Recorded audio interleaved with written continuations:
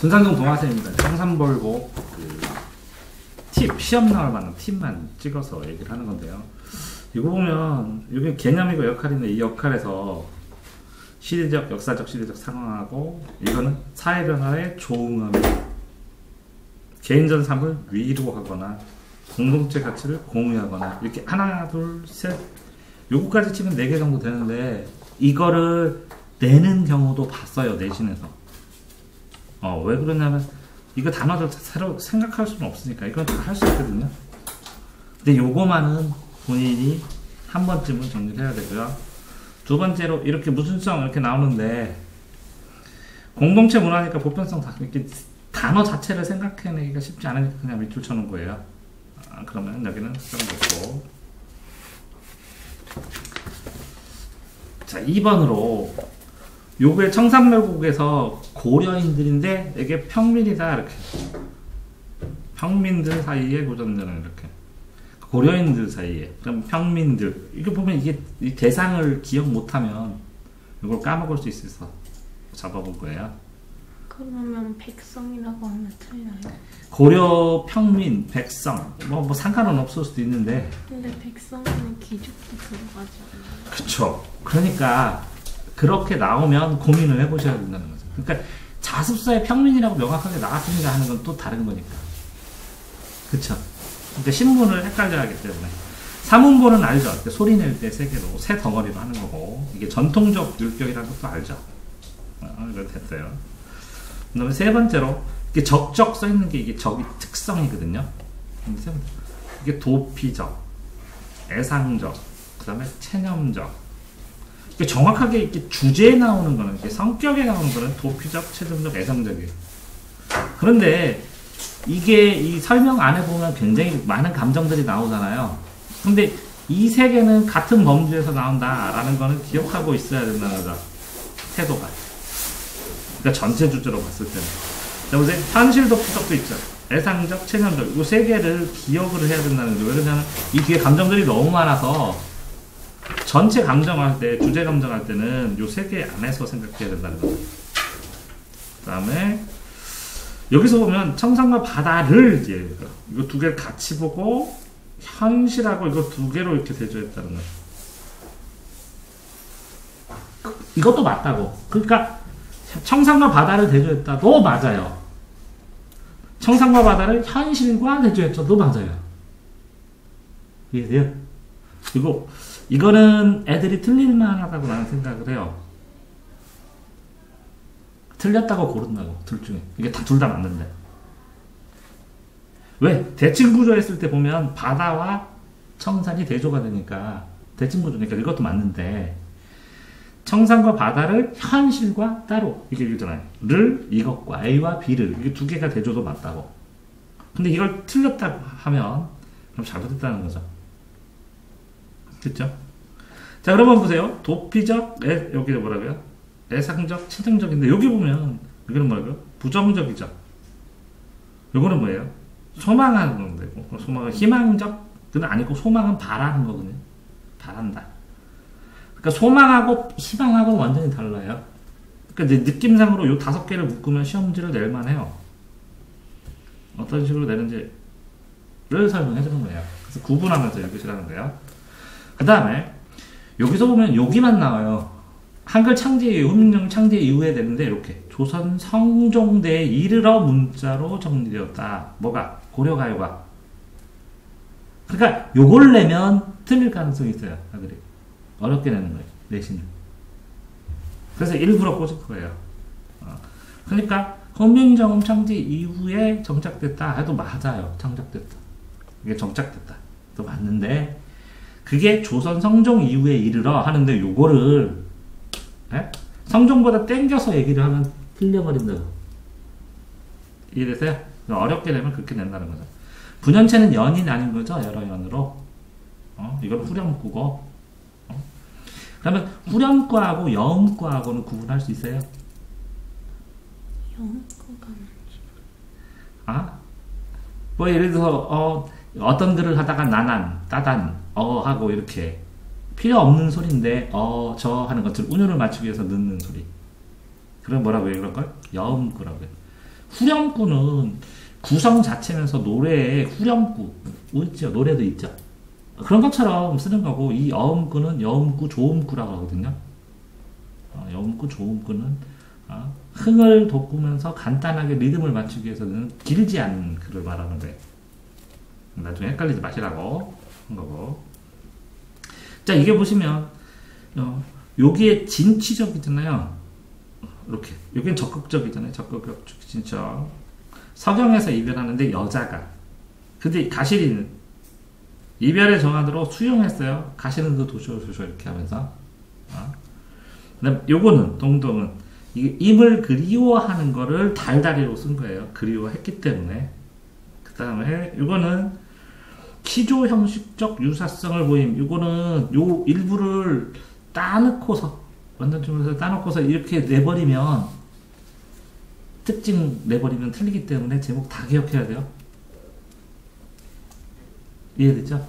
선생님이 요거를 일부러 요거를 내려고 일부러 만년지표에서 일부를 보여주기 때문에. 그래서 만약에 서경무 이걸 다 모르겠다면 이걸 다 작품을 뽑아달라고 하면 뽑아줄 수 있어요. 됐죠? 요거는 불가능한 사람. 그래서 구운 밤을 심었는데 씨가 난다던가 뭐 이렇게. 무새 새가 쇠로 된 풀을 다 먹어가고 자란다던가 뭐 이런 거. 변함없는 사랑이. 그 사랑의 종류가 조금씩 달라요. 그런데 이거는 요청을 하셔야 된다고. 그러니까 학교에서 수업을 어떤 식으로 했는지 모르겠지만, 나 같으면 그 작품을 넣어놓고 요런 걸 물어본다고. 그러니까 이게 작품만 하고 구분만 할 수 있으면 특별히 작품을 안 봐도 상관은 없어. 근데 이게 도대체 안 잡히면 그 작품 뽑아달라고 해야 돼. 그러면 그 작품하고 해설하고 연관된 걸 뽑아준다고. 요청에 따라. 됐어요? 자, 다음을 보시면 여기에 이렇게 332 나오잖아요. 332. 요 332, 332를 낼 거라고 이렇게 읽는 방법에 대해서. 그래서 이 332고 여기 AABA는 들어봤어요? 통사구조? 이 문장구조가 통사구조라는 것도 들어봤어요? 문장구조가 통사구조래요. 통사론이라고 해요. 해설에 국어에 이렇게 나와요. 이거 말고 통사, 문장 말고는 뭐냐? 품사야. 구품사. 이 통사는 뭐야? 주어, 목적어, 서술어 이런 통사. 어자 들어가는 걸 말하는 거야. 그러니까 사라는 뭐야? 동사. 이거는 뭐예요? 동사. 이거는 뭐라고요? 부사. 이거는 뭐예요? 동사. 동사, 부사, 동사 구조예요. 그게 품사 구조. 통사 구조예요. 이해됐어요? 근데 이거는 뭐라고요? 동사, 이건 뭐라고요? 부사어, 동사, 이런 구조로. 그러니까 서술어, 부사어, 서술어, 이런 구조라고. 동사. 근데 그 품사가 그 통사로 쓰이는 것도 있잖아요. 그러니까 통사라는 건 뭐라고요? 문장이라고. 주어, 목적어, 서술어, 부사어, 이런 것들을 말한다고. 그게 문장 구조예요. 근데 다른 데에서 해설지 같은 경우는 통사구조. 나중에 고2 때 통사구조, 비통사구조 이런 걸 배워요. 등산은 오른다, 산해죠. 우리나라 구조랑 안 맞죠? 비통사적 단어라고 그래요. 그래서 통사가 안 맞는. 자, 이걸 무슨 구조라고요? AABA 구조. 그러니까 이게 뭐라고? 여기에 서술어, 부사어, 서술어 이렇게 들어가 있다고. 그러니까 통사구조, 요 문장구조가 통사구조라는 단어도 알아야 된다고. 그 해설지나 국어나 이런 데 다 이렇게 나오니까 통사구조로. 됐나요? 자, 그 다음에 이렇게 이 사러리였다를 해석할 때 요거 세 개는 나오겠죠. 이렇게. 소망인지, 이렇게. 이 뒤에도 나와요. 화자에 따라서. 그러면 이게 소망, 살고 싶다로 해석했을 때 느낌. 이게 후회 마음일 때 느낌. 살라는 의지 있을 때 느낌. 그럼 이게 다 전체가 다 바뀌어버리거든요. 느낌상. 그래서 수행평가로 요거를 한 명, 사랑하는 여자를 화자로 다 해라. 화자에 따라 달라지는 거니까. 아니면 선비의 입장에서 다 해석해서 다 재해석해와라. 아니면 그러니까 의지를 가진 사람으로서 해석해와라. 이런 요 세 개에 따라서, 요거 하나에 따라서 뒤가 다 달라지니까 시키겠는데 선생님은 나는 아니니까. 수행평가 그렇게 될 것 같아, 나 같으면. 자, 그 다음에 요것도 많이 나오는데, 막, 하나, 둘, 셋, 네 개니까 다섯 개니까 무조건 시험 문제 나오겠죠? 이것도 시험 나와요. 내 생각에. 근데 이 둘 중에 하나는 반드시 해야 돼요. 근데 저기서 고려가요 형식적 특성이. 아, 요거, 후렴구. 요거. 알리알리알라성, 요렇게 있다. 그러면 이 고려가요의 다른 걸 보면 후렴구만 딱 보고 이게 무슨 내용인가 또 맞춰야 돼. 내신에서는 거의. 됐죠? 이거 나머지는 다 알죠? 자, 그 다음에 여기서 보면 보세요. 널보다 시름 많은 나도, 그쵸? 울어라 울어라 해서 이 울어라가 무슨 형일 것 같아요? 명령. 여기 두 가지로 나와요. 명령형. 명령형이면 새한테 울어라. 감정 이상의 대상일 뿐이야.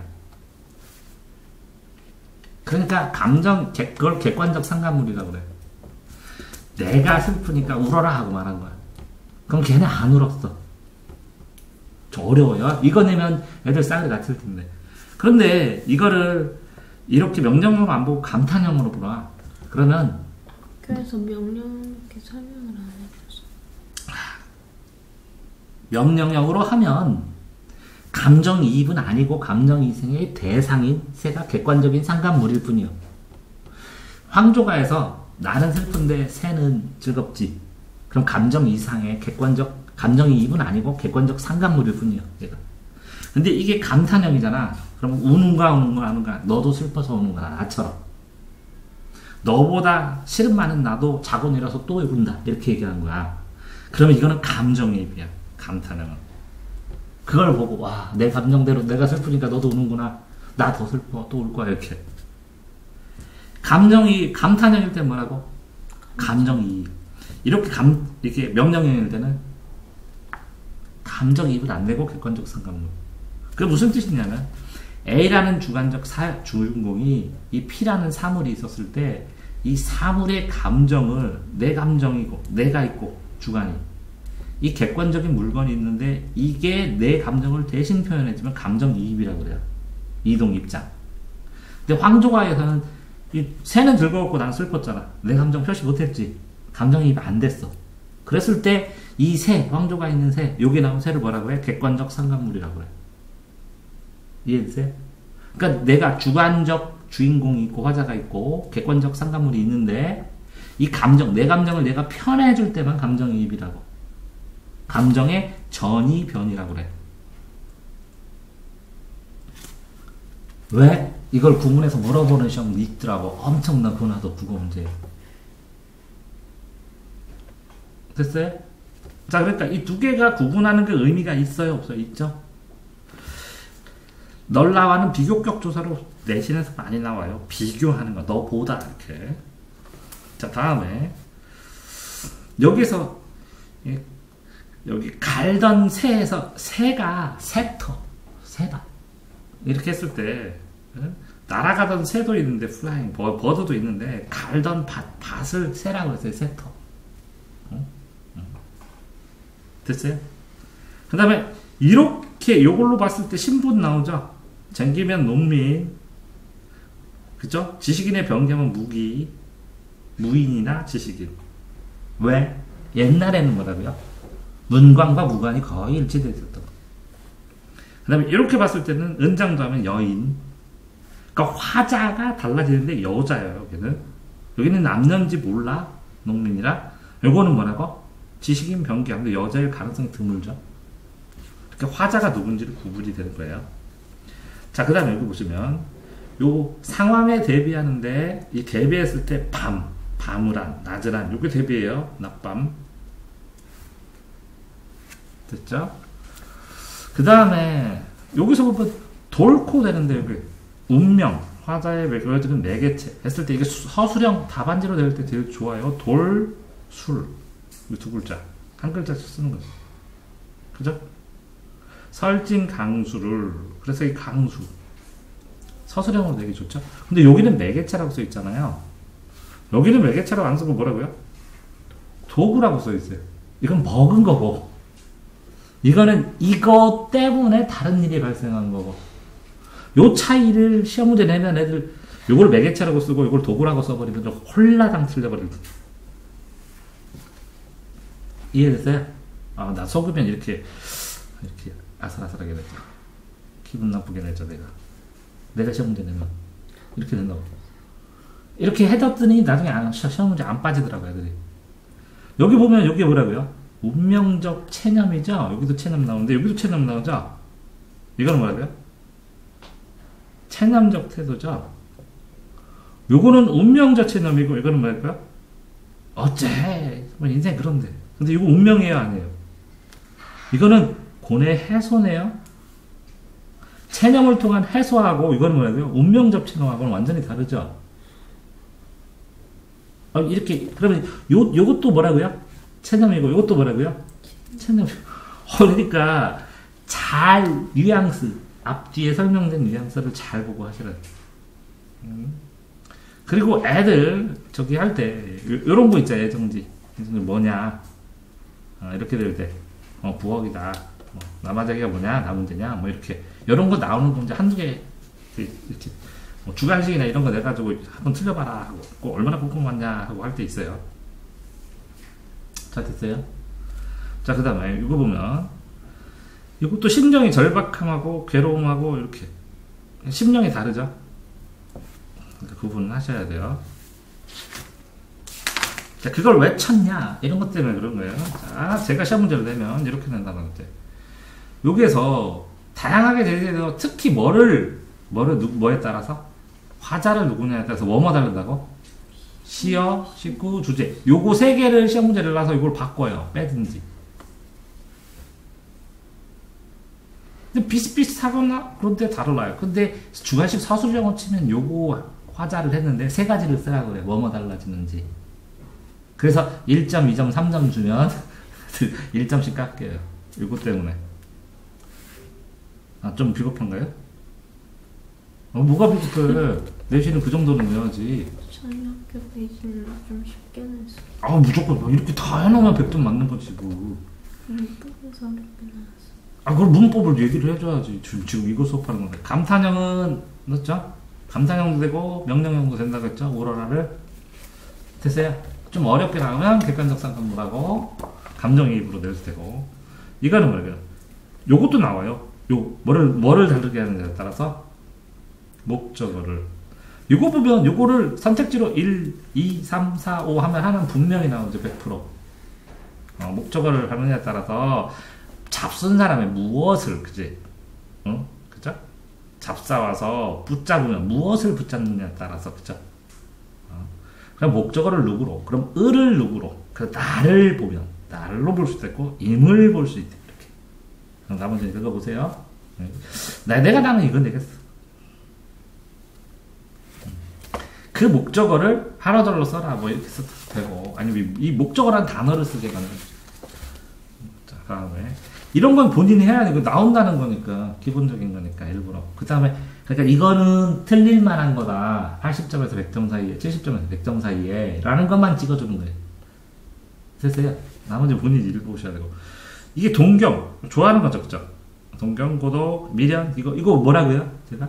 외우셔야 된다고. 동경, 체념, 절박. 근데 동경 똑같죠? 고독, 체념이죠? 아까 여기 체념이고, 이 제일 뒤에도 해소인데 여기 체념 나왔었는데, 그죠? 헷갈리죠? 그럼 물어보셔야 돼요. 근데 맞죠? 체념을 통해서 해소될 수도 있고, 운명의 체념을 보고 그냥 포기할 수도 있고, 느낌상으로, 그죠? 이것도 고독, 미련, 그렇죠? 이거 뭐라고요? 삶에 대한 절박한 심정. 이거 기억을 안 하면 힘들어요. 찾아내기는. 왜? 내용이 그거 같아서. 자, 다음에 청산과 바다를 해당하는 단어가 도피처도 되고 이상향도 되고 안식처도 되거든요. 요 두 개를 쓰잖아요. 같이 쓰면 이상하다고 느껴야 돼. 여기 분명히 나오는데. 이상향인데 뭘 도피? 여기로 도피한다고. 도망와서 안식하고, 이상적인 상이니까 도망가서 안식한다고. 이해됐죠? 자, 그 다음에 이렇게 끊어놓는 읽는 거 있잖아요. 이렇게 332 이거 자체를 이렇게 끊어서. 근데 이거 뭐야? 한 구를 3번 끊었는데 이 한 구 자체를 다르게 바꿀 수 있다고요. 한 문장을 뭐 이렇게 한다든가 뭐 딱 정확하게 있는 대로 하셔야 된다는 거죠. 이해되세요? 응? 한 구를 3번 끊어낸다. 이렇게 대체적으로 3, 3의 방법. 자, 그 다음에 요 리을 이응이 울림소리라는 건 알죠? 그 다음에 이게 말고예요. 말고가 아니라 왜요? 그 전에 틀린 애들이 있어. 원래 내시는 미국파가 말고 병쾌해요. 여기는 뭐예요? 술을 마시며 뭐라고요? 이렇게 표현이 자연에 깃든다 이렇게 써놨어요. 이렇게 비타는 현실을 잊기 위해서 잊고 끝나는 게 아니라 자연에 깃든다. 이것도 무신 정권 횡포 이게 뭐라고요? 배경지식 역사 배경지식 지식인의 염세적 됐죠?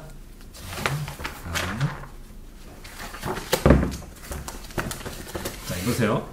두견하는 울죠. 두견새는 감정이입되죠.